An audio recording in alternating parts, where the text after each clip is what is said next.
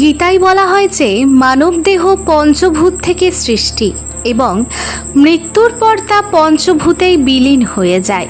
তাই আমাদের পূর্বপুরুষেরা মৃত্যুর পর আকাশ, মাটি, জল, হাওয়া ও অগ্নির সাথে মিলে মিশে গেছে।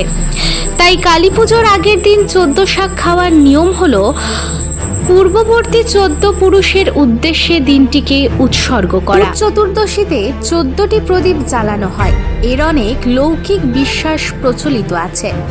এই 14টি প্রদীপ অশুভ শক্তিকে দূরে রাখে। অশুভ আত্মা এই প্রদীপের জেরে ঘরে প্রবেশ করতে পারে না। এই ভূত চতুর্দশীকে নরক চতুর্দশীও বলা হয়। কালী পুজোর রাতে অনেক তান্ত্রিক তন্ত্র সাধনা করে। কেউ শুভ শক্তিকে কাজে লাগায়, আবার কেউ অশুভ শক্তিকে জাগ্রত করে।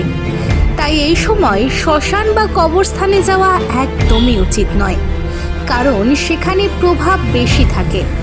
কালী পুজোর রাত এমনই একটা রাত যেখানে অমাবস্যার ফলে অনেক শক্তি আরও বেশি শক্তিশালী হয়ে ওঠে এবং তাই মনে করা হয় অশুভ শক্তিকে বিনাশ করার জন্যই এই কালী পুজো করা হয়।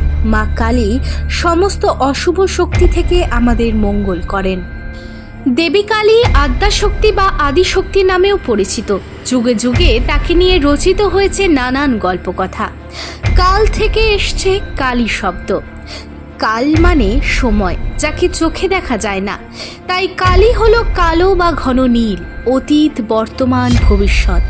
এই 3 কাল নিয়েই মহাকাল, আর সেই মহাকালের শক্তি কালী দশ মহাবিদ্যা, তারই প্রথম রূপ।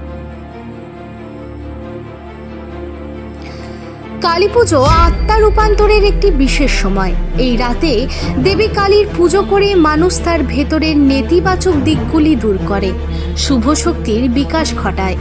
সুতরাং কালী পুজোর অমাবস্যাকে সবথেকে ভয়ঙ্কর অমাবস্যাও বলা হয়।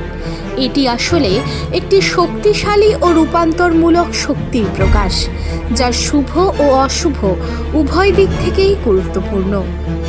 মা কালীর সম্পর্কে আরও কিছু তথ্য জানতে হলে চ্যানেলটি সাবস্ক্রাইব করে দেবেন। আর আপনাদের মনে যদি কোনো প্রশ্ন থাকে আমাকে কমেন্টের মাধ্যমে জানাবেন, আমি সেই নিয়ে ভিডিও করার চেষ্টা করব। ভালো লাগলে সাবস্ক্রাইব করে পাশে থাকবেন। জয় মা কালী।